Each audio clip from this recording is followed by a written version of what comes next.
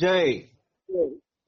Beloved God, help us all to love you more and more, and more and more, and still yet more, till we become worthy of union with you, and help us all to hold fast to Baba's daman till the very end. Avatar Meher Baba ki Jai. Avatar Meher బాబాకి జై.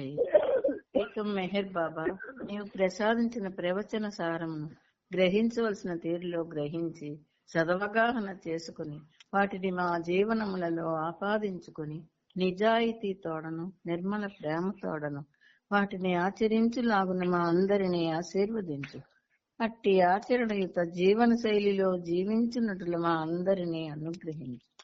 Avatar Meher బాబా కి జై. Avatar Meher బాబా కి జై. అందరికి ప్రేమ పూర్వక జై బాబాలు. ఈ రోజు కూడా ఆ సనాతనుడు మనందరికి ఆయుతో సహజీవనాన్ని గడిపే సదవకాశాన్ని ప్రసాదించారు.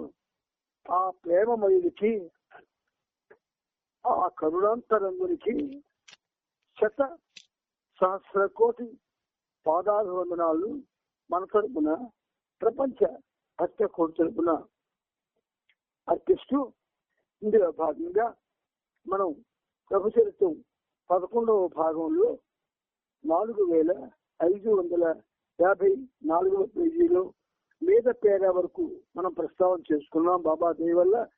ఇప్పుడు ఆ నెక్స్ట్ పేరా నుంచి శ్రీబాబు చదువుతారు, జాగ్రత్తగా వినండి. అవతార్ మెహర్ బాబా కీ జై. అవతార్ మెహర్ బాబా కీ జై.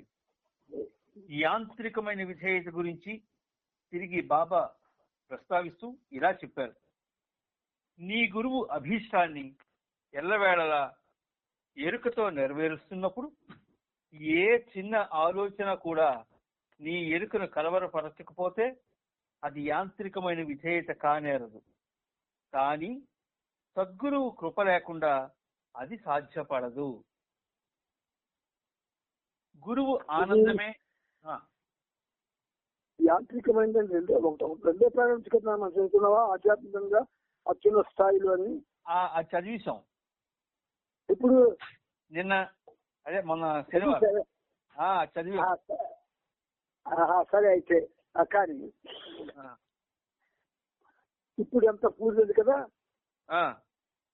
అయితే ఈ పేరాలో గురువు ఇచ్చకు బద్ధుడై ఉండడం అన్నది యాంత్రికంగా ఉండకూడదు అని బాబా చెప్పారు. గురువు యొక్క ఇచ్చ ఏ గురువు కూడా బయటికి వెల్లడి చేయడు. అంతవరకు ఎందుకు? మనల్ని కనిపించిన తల్లిదండ్రులే వాళ్ళ ఇచ్చే ఒకటే చెప్పరు మనతోటి. మరి గురువు ఎందుకు చెప్తాడు? చెప్పడు. దానికి యాంత్రికంగా ఉండడం అనే పరిస్థితి శిష్యుడికి రాదు అసలు. అయితే ఒకవేళ అదృష్టం కొద్దీ గురువు ఇచ్చనిది శిష్యుడు గ్రహించగలిగితే అది 1000 మందిలో ఏదో 1,00,000 మందిలో ఒకరికి అవుతుంది, జరుగుతుంది.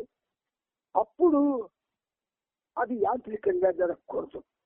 ఉదాహరణకి నా శిష్యుడు అబద్ధాలు ఆడకూడదు అన్నది గురువు ఇచ్చ అన్న విషయం ఆ శిష్యుడికి తెలిసింది.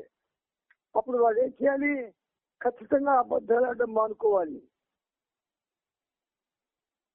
అంతేగాని ఏదో యాంత్రికంగా చేయడం అది చూస్తుంది విసుగు పుట్టించేదిగా, అసలైనది నిరాసక్తంగా అవుతుంది అంటారు.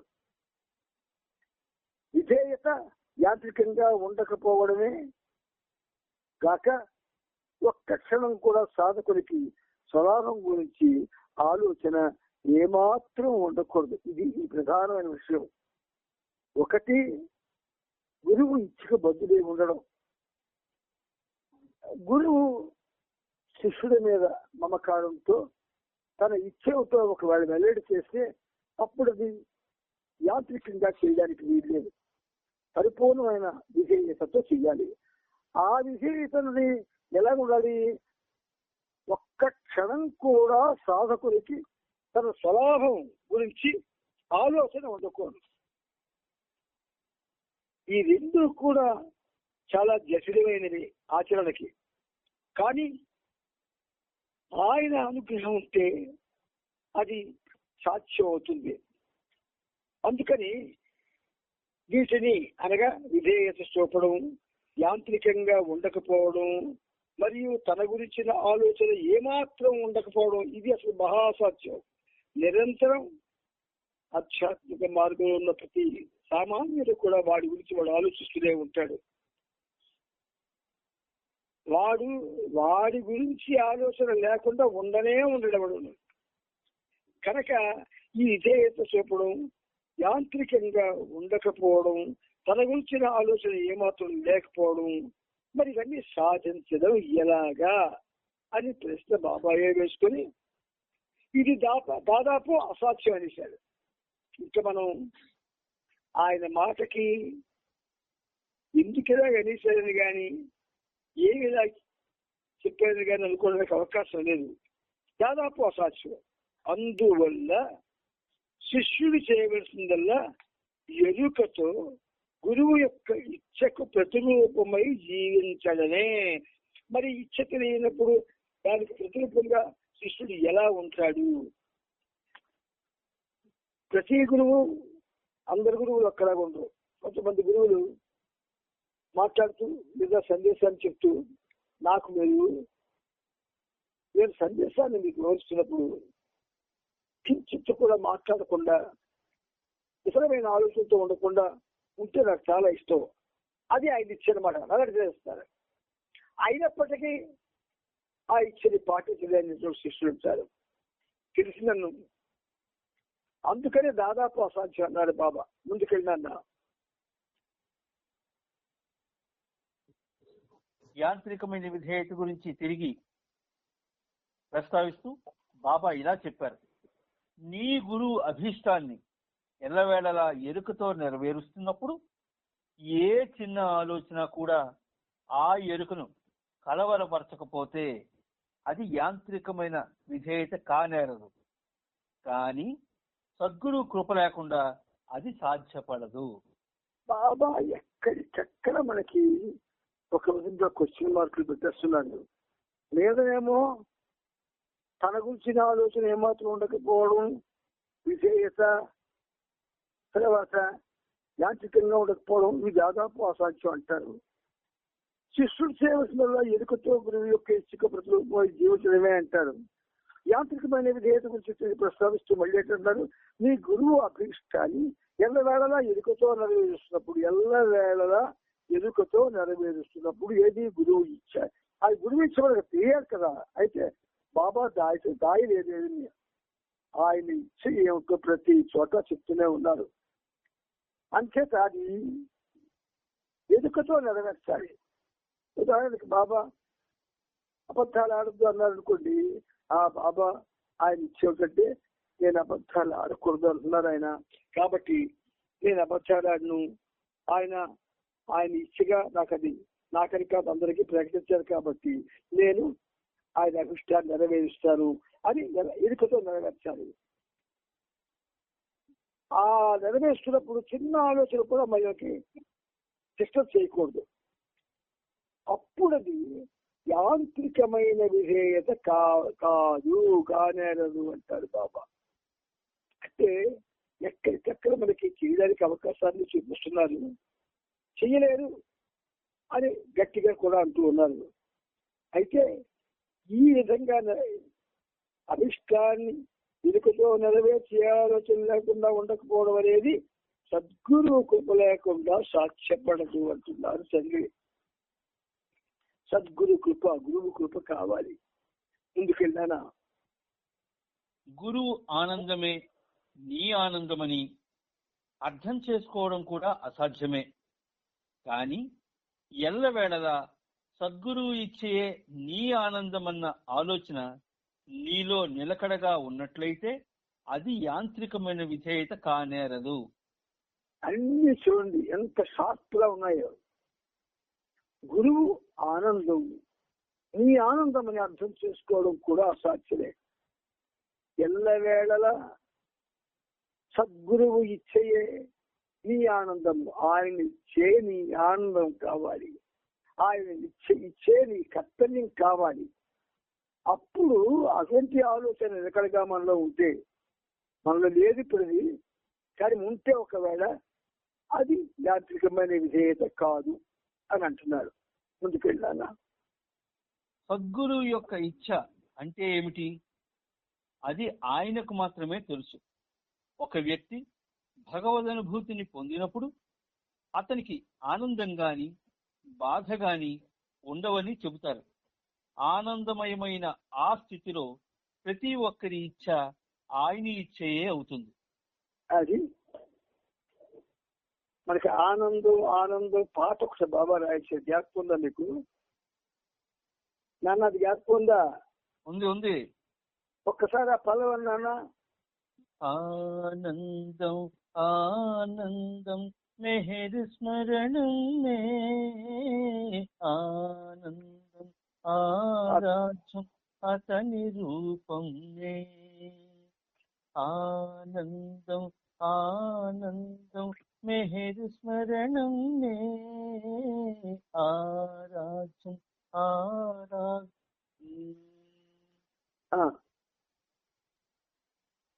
మెహర్ నామం మే సత్య సాధనము, నామం మే నామం మే మెహర్ రూపం మే సత్య సాగరము, మెహరు రూపం మే సత్య సాగరము, మెహరు నామం మే సత్య సాధనము. ఆ రెండునా కాదే, రెండుంటాయి.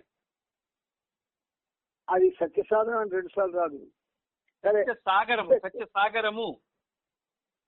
నీకు ఈ ఆనందం చూడండి, ఏమన్నారైనా మీరు మాట్లాడుతున్న వ్యక్తి మీ కాల్ ను హోల్డ్ లో ఉంచారు. చెప్పండి. ఆనందమయమైన ఆ స్థితిలో మనం కానీ గురువును చూస్తే ముందు మనకి విపరీతమైన ఆనందం కలగాలి.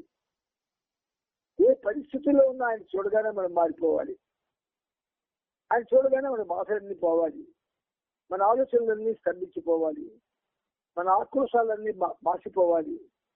ఏ విధమైనటువంటి వికారం లేకుండా స్వచ్ఛంగా ఉండగలగాలి ఆయన్ని చూడగానే. అప్పుడు ఆనందం కలుగుతుంది. అది ఎల్లవేళలా ఉంటే ఆనందమయం అవుతుంది. ఆనందమయమై ఆర్ణవం కాగలగల. అప్పుడే మనకేమవుతుంది? ఆయన ఇచ్చ మనకి చేయబోతుంది.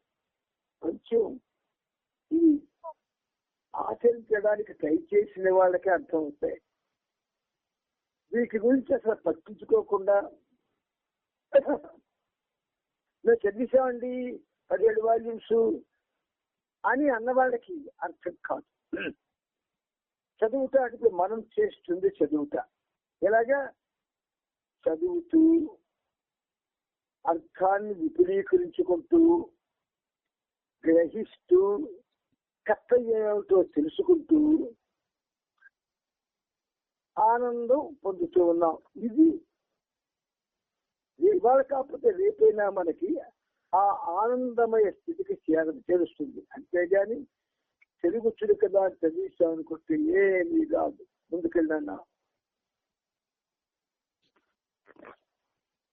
బాబా ఇలా చెప్పి తన వివరణను ముగించారు. ప్రేమించడం కష్టం, విధేయత అంతకంటే కష్టం.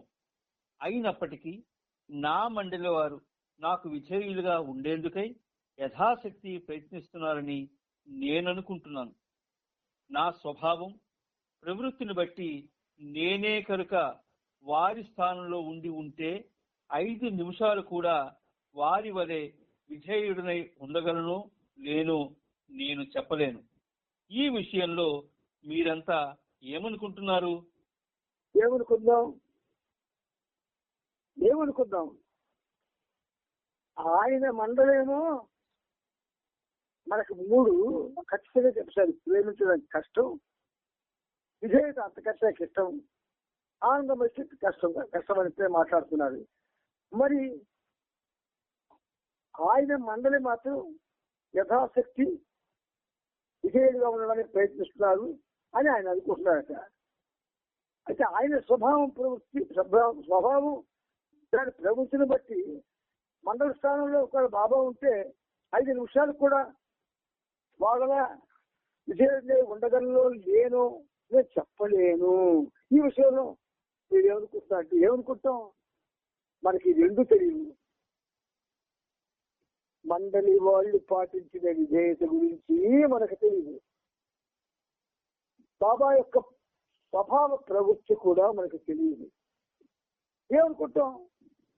పోనీ ఎవరైనా ప్రయత్నించగలమా అంటే, ఒకవేళ సాహసించి ఎవరైనా ప్రయత్నిస్తాను అంటే మాత్రం ఆ ప్రయత్నం వృధా అయిపోతుంది. ఎందుకంటే సరిగ్గా చేయలేదు. కాబట్టి బాబా చెప్తున్న ఈ మాటల్లో సద్గురు కృప లేకుండా సాధ్యపడదు ఏది కూడా. అక్కడ మనం అందరం చేసుకోవాలి మైండ్లో. ఏది మన వల్ల జరగాలి అని అనుకున్నా ఆయన కృప కావాలి. కృపకి మనం చేయవలసినటువంటి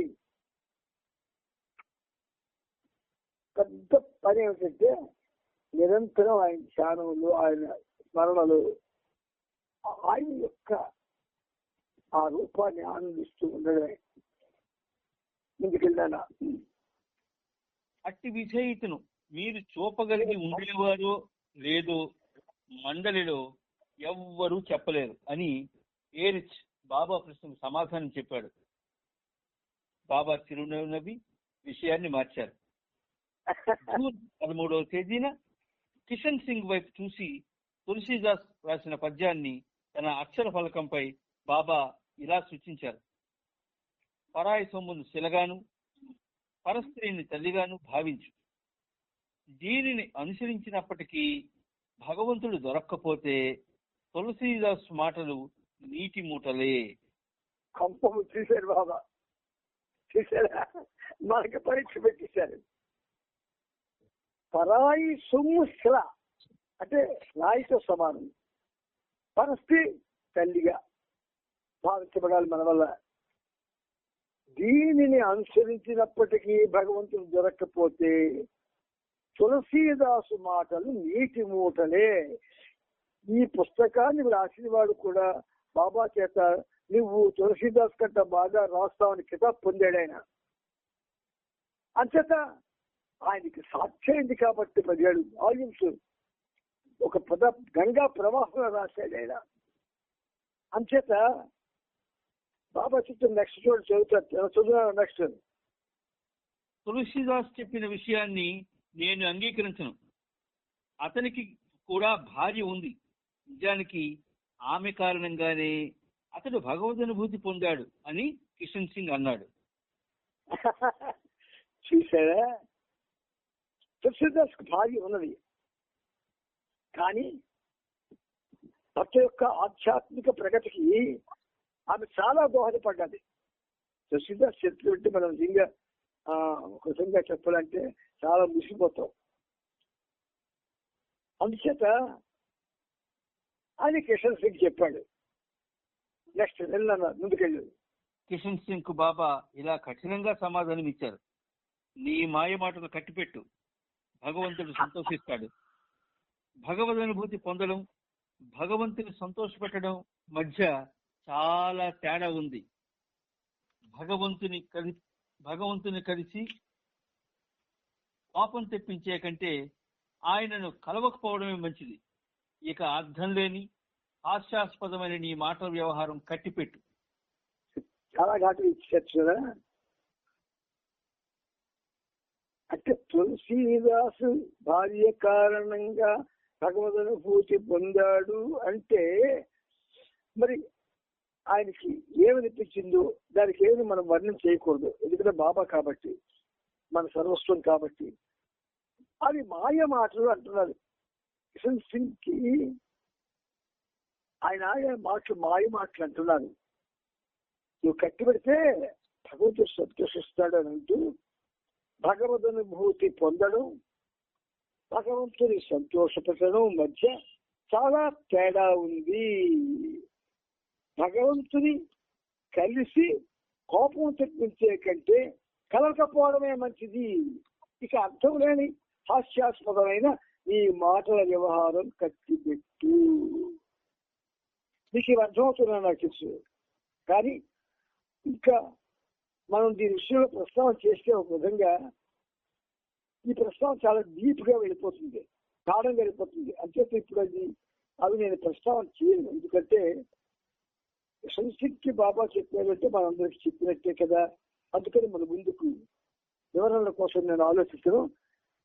బాబు ముందుకెళ్ళినా తర్వాత జిగర్ అనే కవి వ్రాసిన ద్విపదను అనువదించి బాబా తన అక్షర ఫలకంపై ఇలా సూచించారు. ప్రేమ అంటే సర్వనాశనం, ఎన్హిలేషన్. జీవిస్తూ ప్రేమించాలని ఆశించకు, కానీ చనిపోతూ జీవించాలి, చనిపోయి కూడా జీవించాలి.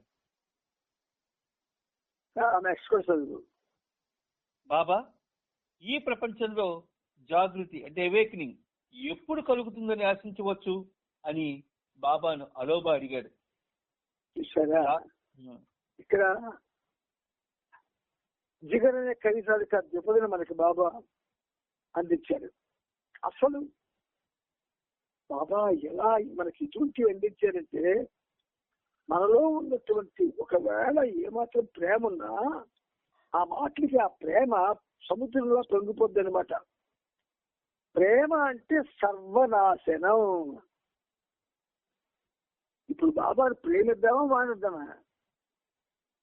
ప్రేమిద్దాం. అది కవి రాసిందే. మరి ఆయన ఉటంకిస్తున్నారు కదా, ప్రేమ అంటే సర్వనాశనం, ఎన్నికలేషన్ అంటున్నారు.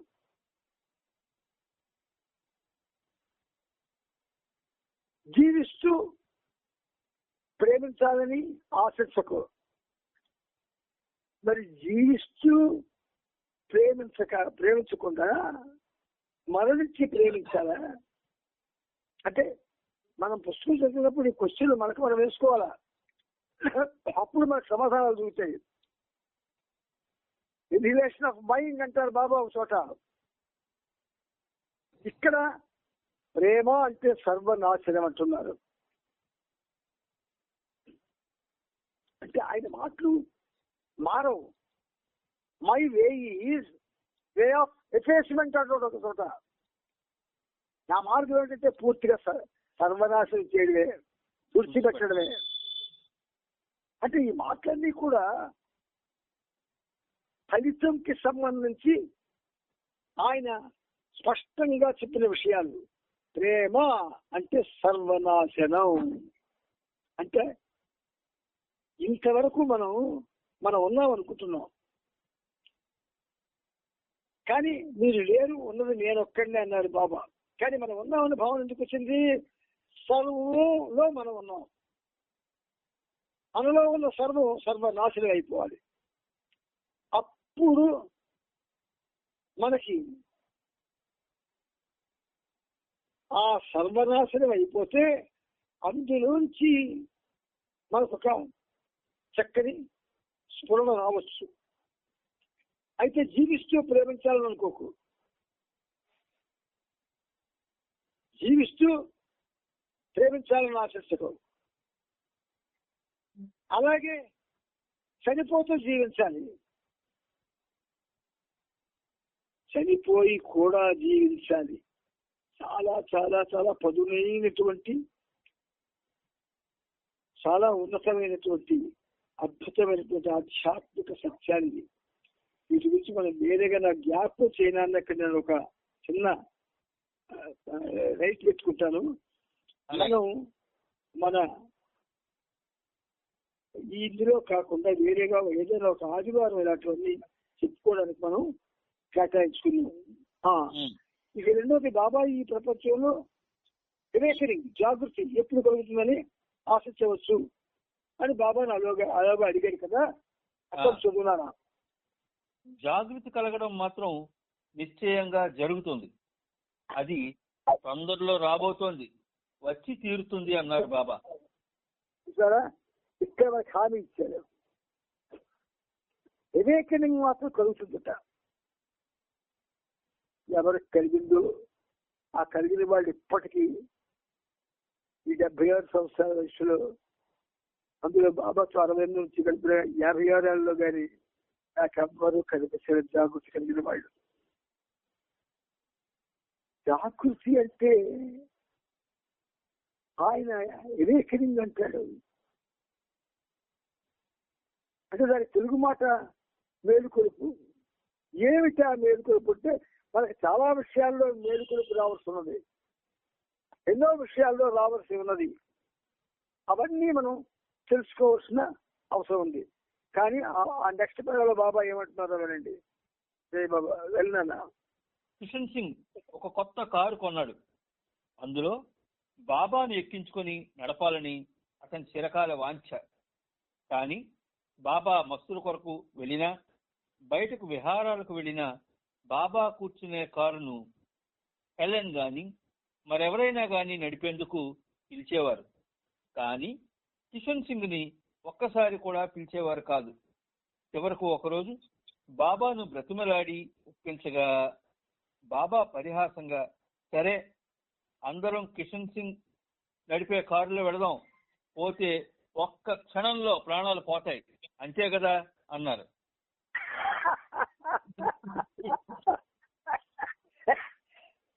బాబా అంటే ఎన్నిసార్లు విన్నా ఆయన మాటల్లో మంచి హ్యూమర్ ఉంటుంది, హాస్యం. అది డివైన్ హ్యూమర్. డిహెచ్ అంటాను నేను, డిహెచ్ అంటాను, డివైన్ హ్యూమర్. ఈ కుషన్ సింగ్ కొన్న కారులో అందరినీ ఎక్కించుకొని నడపాలన్న వాంఛ ఆయనకి చాలా కాలం నుంచి ఉంటే, బాబా కారుని ఎప్పుడు కూడా హెల్లెన్ కానీ ఇంకెవరైనా నడిపేవారు అనమాట, నడపడానికి పిలిచేవారు కూడా. ఒకసారి కూడా కిషన్ సింగ్ బాబా పెళ్ళలేదు. అయితే ఒకరోజు బాబాను బ్రతిలాడు ఒప్పిస్తే బాబా అంటాడు పరిహాసంగా, సరే అందరూ కిషన్ సింగ్ నడిపే కారు వెళ్దాం, పోతే ఒక్క క్షణంలో ప్రాణాలు పోతాయి, అంతే కదా అన్నారు. ఇంక మరి కిషన్ సింగ్ కారు ఎవరైనా ఎక్కుతారా? అసలు ఆ తలం పేరు పెట్టుకుంటారా?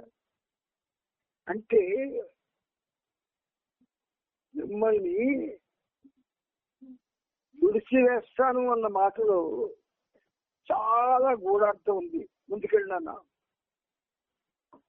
అయితే బాబా అతని కారులో వెళ్ళడానికి ఒక షరతుపై ఒప్పుకున్నారు.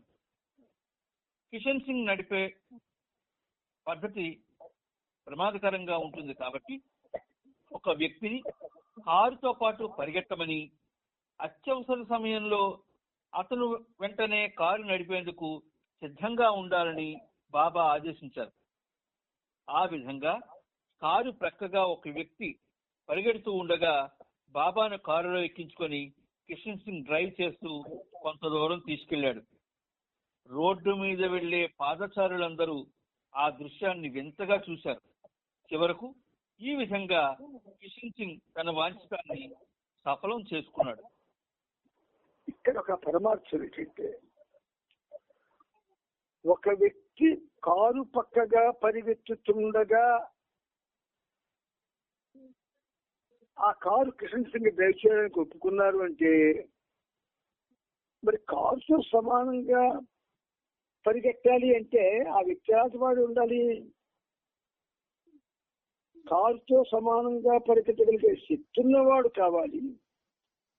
ఆ పరిగెత్తడంలో కారుకి అసలు గుద్దుకోకుండా జాగ్రత్త పడాలి.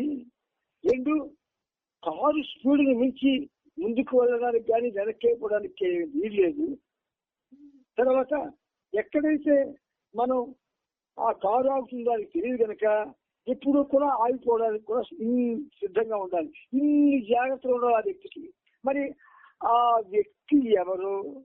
ఇందులో మనకి ఇంకా ఒక వ్యక్తి పరిగెత్తుండగా అని రాశారు, కానీ ఆ పేరు మనకి చెప్పలేదు.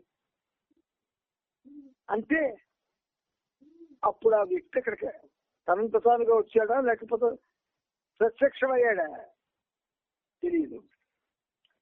అందుచేత ఇది ఇప్పటికీ క్వశ్చన్ మార్కే, ఎప్పటికీ క్వశ్చన్ మార్కే. ముందుకెళ్ళన్నా జూన్ 15వ తేదీ నుండి వారం రోజుల పాటు చక్కెర నిమ్మరసం కలిపిన నీటిని తాగి ఉపవాసం ఉండాలని బాబా నిర్ణయించారు. ఈ విషయం గురించి బాబా మొదట తన డాక్టర్లు నీలు, గోహెర్, డాంకిన్లతో సంప్రదించారు. వారంతా ఆయన ఆరోగ్యంపై ఉపవాస ప్రభావం తీవ్రంగా ఉండకపోవచ్చన్న అభిప్రాయాన్ని వెలుబుచ్చారు. ఆయన నిర్ణయంలో కలుగు చేసుకోబోమని మాట ఇచ్చారు. ఆ రోజే ఆది జూనియర్ డెహ్రాడూన్ నుండి వచ్చి అక్కడ 3 రోజులు ఉన్నాడు. డెహ్రాడూన్ పరిసర ప్రాంతాల్లో 4 ప్రసిద్ధి చెందిన సాధువులు ఉన్నారు. వారు మీరన్ భాయ్, ఆనందమాయి, ఆనందమాయి మా, సంత్ ఈశ్వర్ సింగ్, సంత్ మంగత్ రామ్. ఆనందమాయి, ఈశ్వర్ సింగ్, మంగత్ రామ్లను బాబా కలవాలనుకున్నారు. కానీ ఉపవాసం చేపట్టబోతున్నందున తన ప్రతినిధిగా ఎవరినైనా వారి వద్దకు పంపి వారి ద్వారా ఆ సాధువులతో సాంగత్యాన్ని జరపాలని నిర్ణయించారు. ఎల్చా మిస్త్రిని పిలిచి తన శిరస్సును అతని పాదాలపై ఉంచి బాబా ప్రణమిల్లారు. తర్వాత అతనిని ఆనందమాయి వద్దకు వెళ్లి ఆమె పాదాలను తాకి తన ప్రేమ ఆశీస్సులను ఆమెకు అందజేయమని ఆదేశించారు. అదేవిధంగా బైదుల్ పాదాలకు బాబా 2 సార్లు నమస్కరించి అతనిని ఈశ్వర్ సింగ్, మంగత్ రాముల వద్దకు వెళ్లి ప్రణమిల్లమని ఆదేశించారు. ఎల్చా బాబా చెప్పినట్లుగా ఆనందమాయిని కలుసుకుని ప్రణామాలు అర్పించాడు. తాను బాబాను కలవాలనుకుంటున్నట్లు ఆమె తన కోరికను తెలియజేసింది. ఎల్చా తిరిగి వచ్చి ఆమె కోరికను బాబాకు తెలిపాడు. అప్పుడు బాబా ఆమెకు ఈ దిగువ సందేశాన్ని పంపించారు. మెహర్ బాబాను కలవాలనుకునే నీ కోరిక ఆయనకు నివేదించడం జరిగింది. ఆయనను కలవలసిన అవసరం లేదని చెప్పమన్నారు. ప్రజలంతా వచిస్తున్నట్లు ఆయన ఉన్నతుల్లో అత్యంత ఉన్నతుడై, హైయెస్ట్ ఆఫ్ ది హై, ప్రతి ఒక్కరిలోనూ ప్రతి విషయంలోనూ ఆయన ఉన్నట్లయితే ఆయన సర్వజ్ఞుడై ఉంటాడు. నీలో కూడా ఆయనే ఉంటాడు. ఆయన ఒకవేళ ఉన్నతోన్నతుడు కానప్పుడు ఆయనను కలుసుకోవడం వలన ప్రయోజనం ఉండదు. బాబా సాధువులకు, వలీలకు, మస్తులకు, అలాగే పేదవారికి కూడా సమానంగా ప్రణమిల్లి ప్రేమనందిస్తున్నారు. నీకు కూడా ఆయన తన ప్రేమను అందజేస్తున్నారు.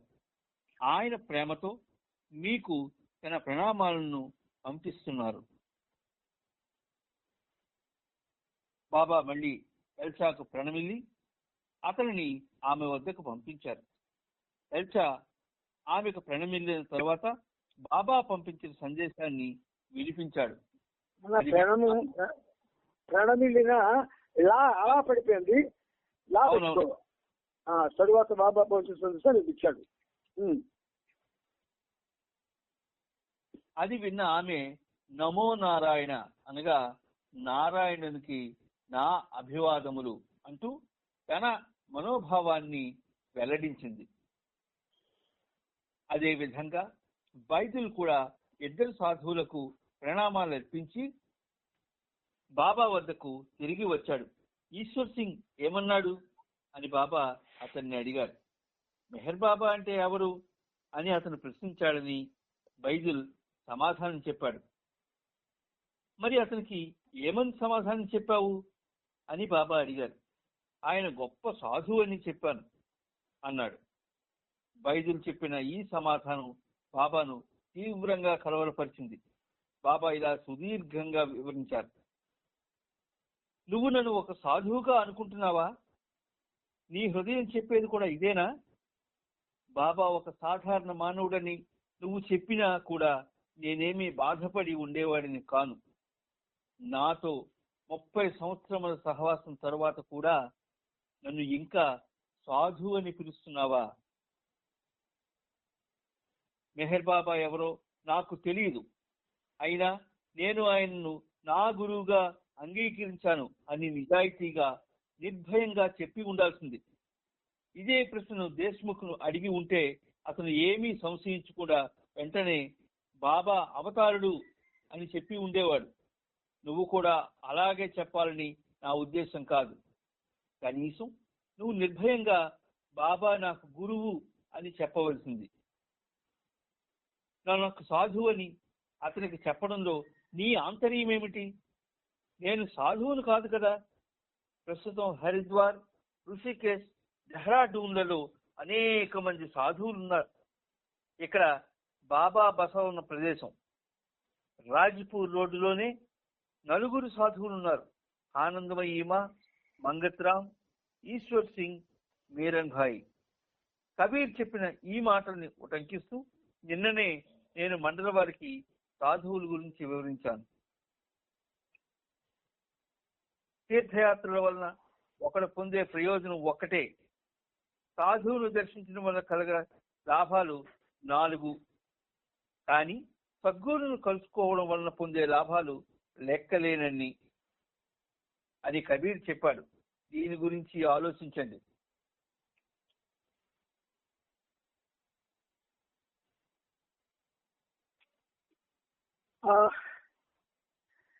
సద్గురువులు కలుసుకోవడం వల్ల పొందే లాభాలు లెక్కలేనని అన్నారు కదా బాబా అని కబీర్ చెప్పాడు అన్నారు. కాబట్టి ఇది మనం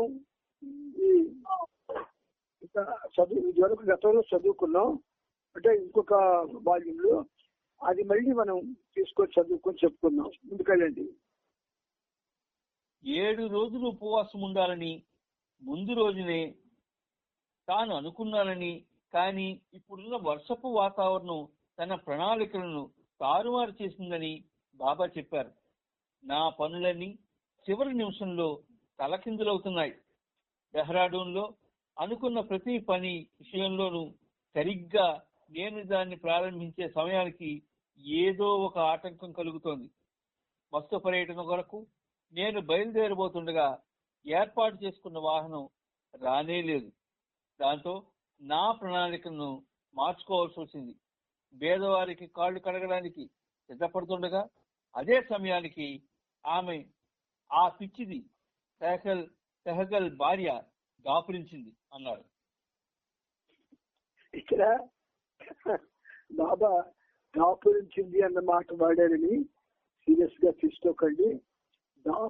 దాపురించింది అంటే దగ్గరకు వచ్చిందని అర్థం కూడా ఉంది. ఆనందమాయి భక్తులు కొంతమంది బాబా దర్శనాన్ని కాంక్షిస్తున్నారని ఎల్చా చెప్పాడు.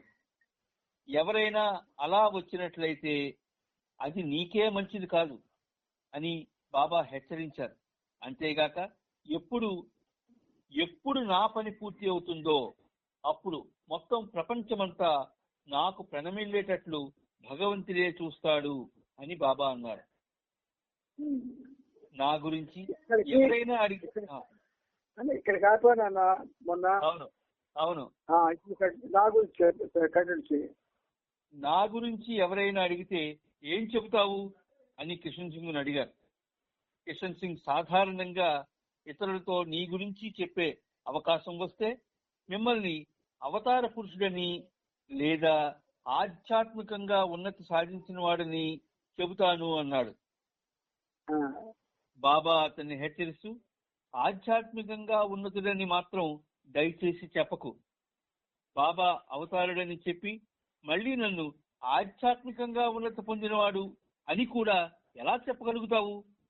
బాబా ఆధ్యాత్మికంగా పరిపూర్ణుడు అని చెప్పు, లేదా సాధారణ మానవుడు అనైనా చెప్పు.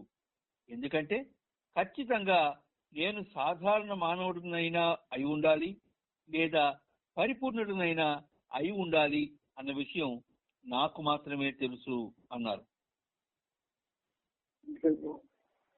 సమయం వచ్చినప్పుడు ప్రపంచమంతా నా పాదాల వద్దకు వచ్చేటట్లు ఆ భగవంతుడే చేస్తాడు అని మరొకసారి చెప్పారు. మరి ఆ సమయం ఎప్పుడు వస్తుంది అని బైజులు అడిగాడు. ఆ విషయాన్ని భగవంతుడిని అడుగు అని బాబా ఎత్తి పొడుస్తూ అన్నారు. ఆ తర్వాత బాబా బైజుల్ని ఆనందమయ్యి, ఈశ్వర్ సింగ్, మంగత్రాము వద్దకు వెళ్లి వారితో ఏమీ మాట్లాడకుండా ప్రణమిల్లి రమ్మన్నారు.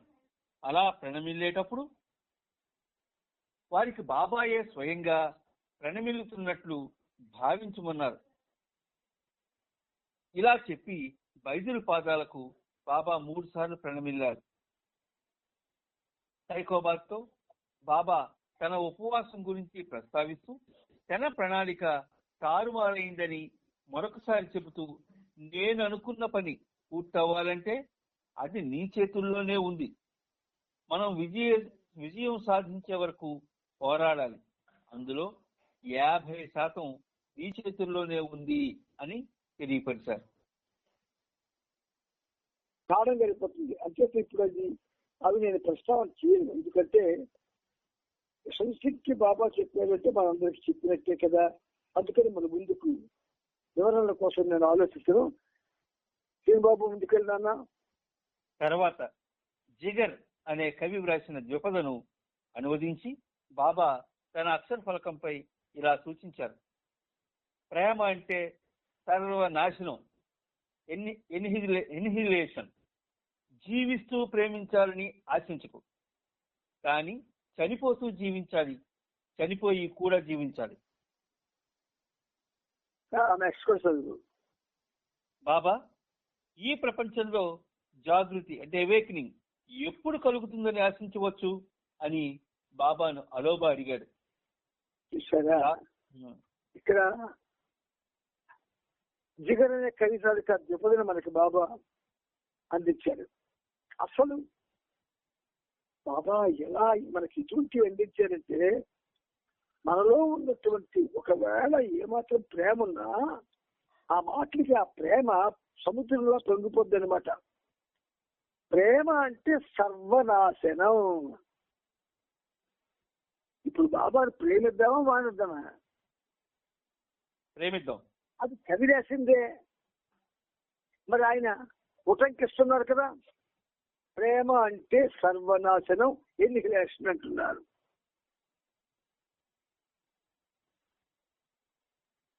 జీవిస్తూ ప్రేమించాలని ఆశించకు. మరి జీవిస్తూ ప్రేమించకుండా మరణించి ప్రేమించాలా? అంటే మనం పుస్తకం చదివినప్పుడు ఈ క్వశ్చన్లు మనకు మనం వేసుకోవాలా. అప్పుడు మనకు సమాధానాలు దొరుకుతాయి. రిలేషన్ ఆఫ్ మైండ్ అంటారు బాబా ఒక చోట. ఇక్కడ ప్రేమ అంటే సర్వనాశనం అంటున్నారు.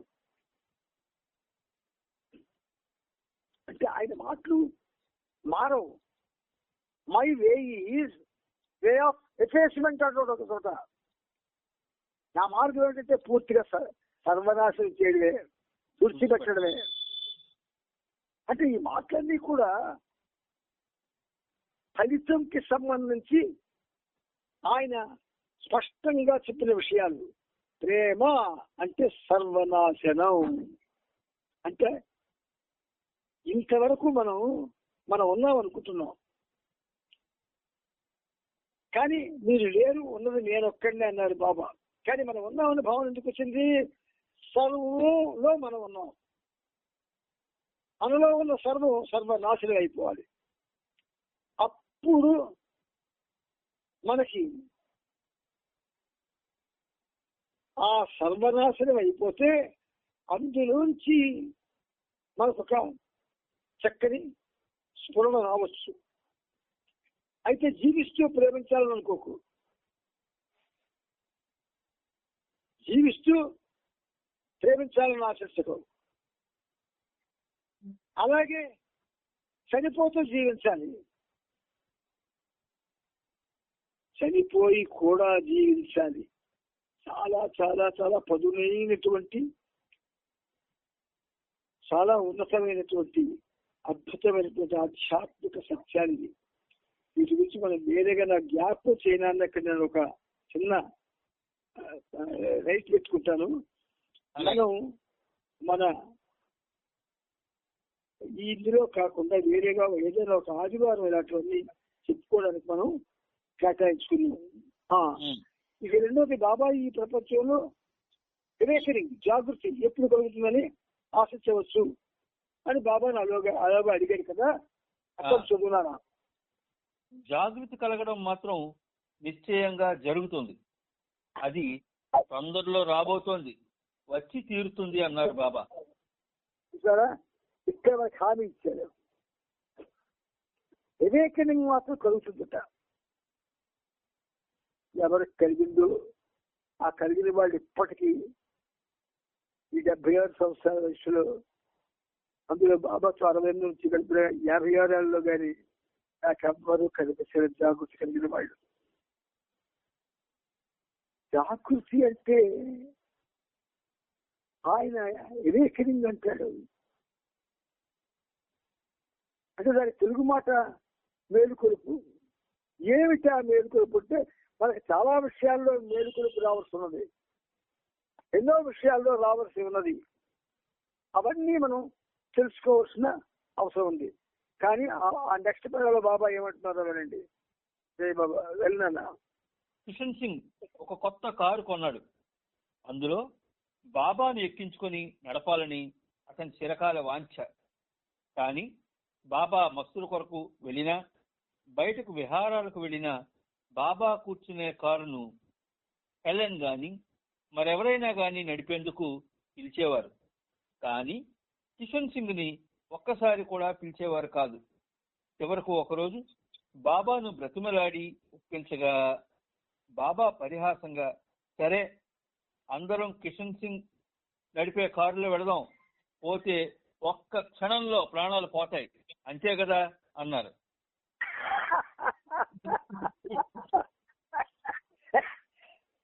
బాబా అంటే ఎన్నిసార్లు విన్నా ఆయన మాటల్లో మంచి హ్యూమర్ ఉంటుంది, హాస్యం. అది డివైన్ హ్యూమర్. డిహెచ్ అంటాను నేను, డిహెచ్ అంటాను, డివైన్ హ్యూమర్. ఈ కుషన్ సింగ్ కొన్న కారులో అందరినీ ఎక్కించుకొని నడపాలన్న వాంఛ ఆయనకి చాలా కాలం నుంచి ఉంటే బాబా కారుని ఎప్పుడు కూడా హెళ్ళని కానీ ఇంకెవరైనా నడిపేవారు అనమాట, నడపడానికి పిలిచేవారు కూడా. ఒకసారి కూడా కిషన్ సింగ్ బాబా పెళ్ళలేదు. అయితే ఒకరోజు బాబాను బ్రతిలాడు ఒప్పిస్తే బాబా అంటాడు పరిహాసంగా, సరే అందరూ కిషన్ సింగ్ నడిపే కారు వెళ్దాం, పోతే ఒక్క క్షణంలో ప్రాణాలు పోతాయి, అంతే కదా అన్నారు. ఇంక మరి కిషన్ సింగ్ కారు ఎవరైనా ఎక్కుతారా? అసలు ఆ తలం పేరు పెట్టుకుంటారా? అంటే మిమ్మల్ని విడిచివేస్తాను అన్న మాటలో చాలా గూఢార్థం ఉంది. ముందుకెళ్ళినా అయితే బాబా అతని కారులో వెళ్ళడానికి ఒక షరతుపై ఒప్పుకున్నారు. కిషన్ సింగ్ నడిపే పద్ధతి ప్రమాదకరంగా ఉంటుంది కాబట్టి ఒక వ్యక్తిని కారుతో పాటు పరిగెత్తమని, అత్యవసర సమయంలో అతను వెంటనే కారు నడిపేందుకు సిద్ధంగా ఉండాలని బాబా ఆదేశించారు. ఆ విధంగా కారు ప్రక్కగా ఒక వ్యక్తి పరిగెడుతూ ఉండగా బాబాను కారులో ఎక్కించుకొని కిషన్ సింగ్ డ్రైవ్ చేస్తూ కొంత దూరం తీసుకెళ్లాడు. రోడ్డు మీద వెళ్లే పాదచారులందరూ ఆ దృశ్యాన్ని వింతగా చూశారు. చివరకు ఈ విధంగా కిషన్ సింగ్ తన వాంఛితాన్ని సఫలం చేసుకున్నాడు. ఇక్కడ ఒక పరమార్థం ఏంటంటే, ఒక వ్యక్తి కారు పక్కగా పరిగెత్తుతుండగా ఆ కారు కిషన్ సింగ్ డ్రైవ్ చేయడానికి ఒప్పుకున్నారు అంటే మరి కారుతో సమానంగా పరిగెత్తాలి అంటే ఆ వ్యక్తి రాజవాడు ఉండాలి. కారుతో సమానంగా పరిగెత్తగలిగే శక్తి ఉన్నవాడు కావాలి. ఆ పరిగెత్తడంలో కారుకి అసలు గుద్దుకోకుండా జాగ్రత్త పడాలి. రెండు, కారు స్పీడ్ని మించి ముందుకు వెళ్ళడానికి కానీ వెనక్కి పోవడానికి వీల్లేదు.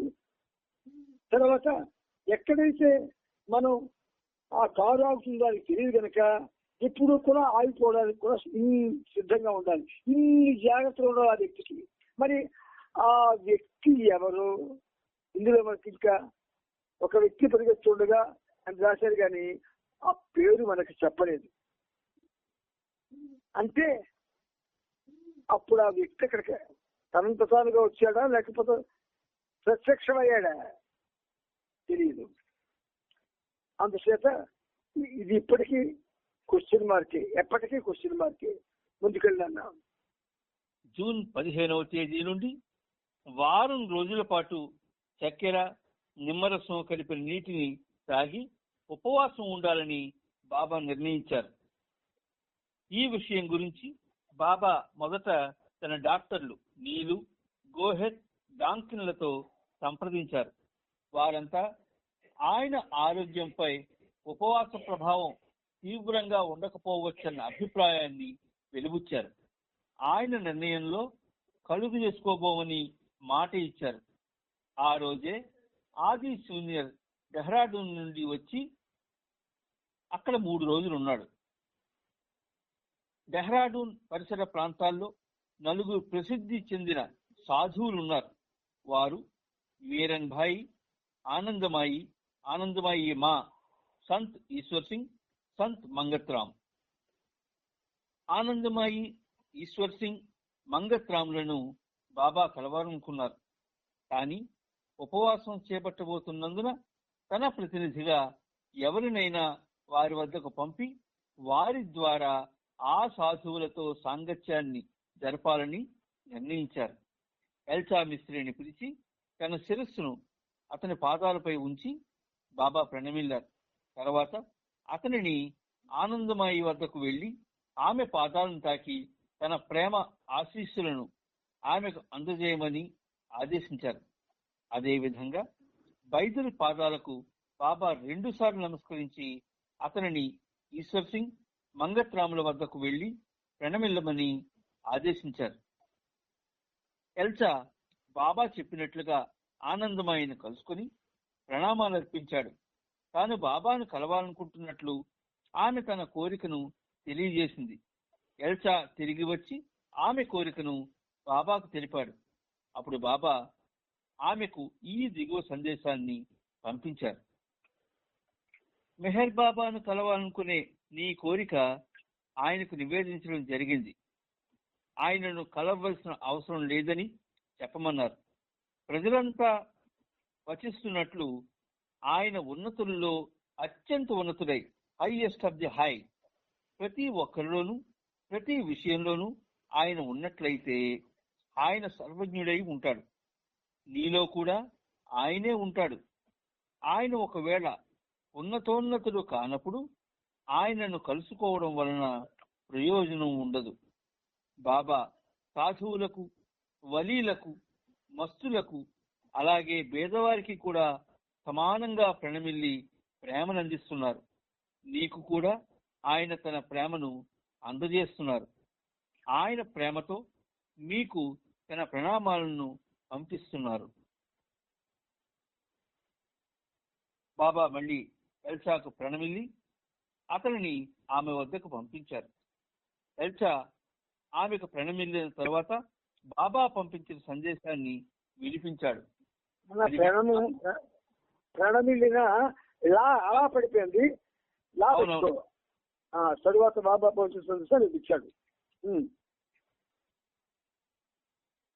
అది విన్న ఆమె నమో నారాయణ అనగా నారాయణునికి నా అభివాదములు అంటూ తన మనోభావాన్ని వెల్లడించింది. అదేవిధంగా బైదుల్ కూడా 2 సాధువులకు ప్రణామాలు అర్పించి బాబా వద్దకు తిరిగి వచ్చాడు.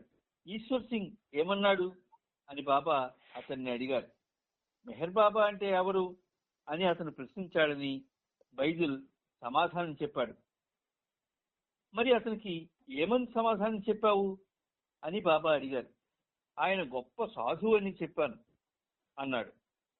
బైదుల్ చెప్పిన ఈ సమాధానం బాబాను తీవ్రంగా కలవరపరిచింది.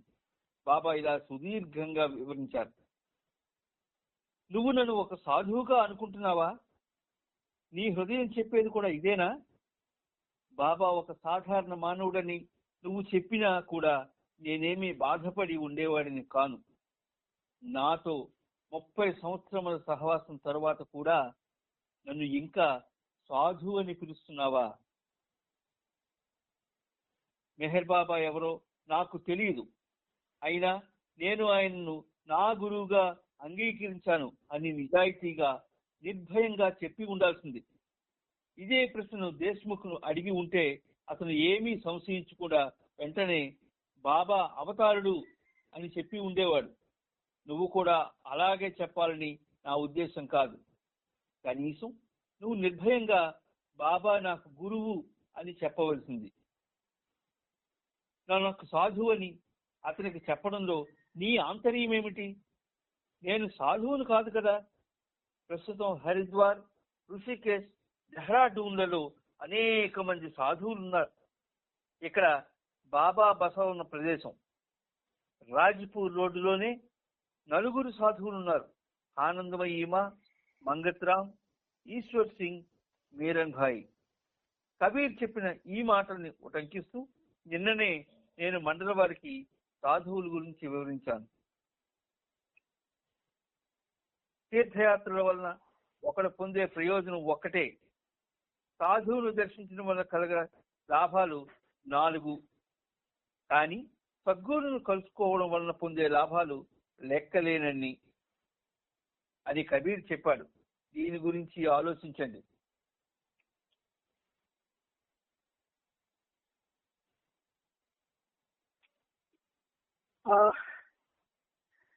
సద్గురువులు కలుసుకోవడం వల్ల పొందే లాభాలు లెక్కలేనని అన్నారు కదా బాబా అని కబీర్ చెప్పాడు అన్నారు. కాబట్టి ఇవి మనం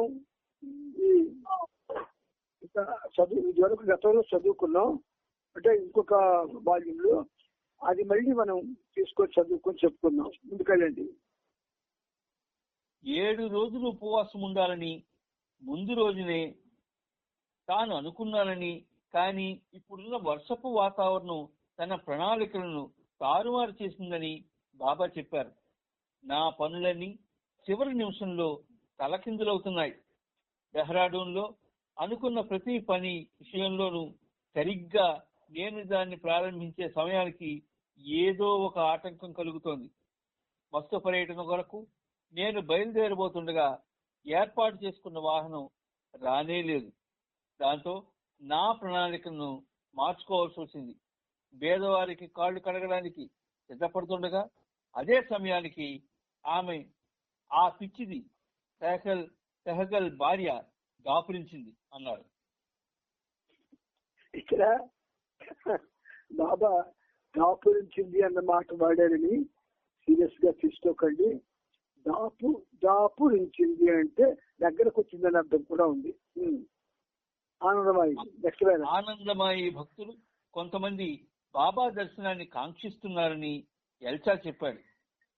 ఎవరైనా అలా వచ్చినట్లయితే అది నీకే మంచిది కాదు అని బాబా హెచ్చరించారు. అంతేగాక ఎప్పుడు నా పని పూర్తి అవుతుందో అప్పుడు మొత్తం ప్రపంచమంతా నాకు ప్రణమిల్లేటట్లు భగవంతుడే చూస్తాడు అని బాబా అన్నారు. నా గురించి ఎవరైనా అడిగితే ఇక్కడ కాకపోయినా మొన్న అవును నా గురించి ఎవరైనా అడిగితే ఏం చెబుతావు అని కిషన్ సింగ్ అడిగారు. కిషన్ సింగ్ సాధారణంగా ఇతరులతో నీ గురించి చెప్పే అవకాశం వస్తే మిమ్మల్ని అవతార పురుషుడని లేదా ఆధ్యాత్మికంగా ఉన్నతి సాధించిన వాడని చెబుతాను అన్నాడు. బాబా అతన్ని హెచ్చరిస్తూ ఆధ్యాత్మికంగా ఉన్నతుడని మాత్రం దయచేసి చెప్పకు. బాబా అవతారుడని చెప్పి మళ్ళీ నన్ను ఆధ్యాత్మికంగా ఉన్నతి పొందినవాడు అని కూడా ఎలా చెప్పగలుగుతావు? బాబా ఆధ్యాత్మికంగా పరిపూర్ణుడు అని చెప్పు, లేదా సాధారణ మానవుడు అనైనా చెప్పు. ఎందుకంటే ఖచ్చితంగా నేను సాధారణ మానవుడినైనా అయి ఉండాలి, లేదా పరిపూర్ణుడినైనా అయి ఉండాలి అన్న విషయం నాకు మాత్రమే తెలుసు అన్నారు. సమయం వచ్చినప్పుడు ప్రపంచమంతా నా పాదాల వద్దకు వచ్చేటట్లు ఆ భగవంతుడే చేస్తాడు అని మరొకసారి చెప్పారు. మరి ఆ సమయం ఎప్పుడు వస్తుంది అని బైజులు అడిగాడు.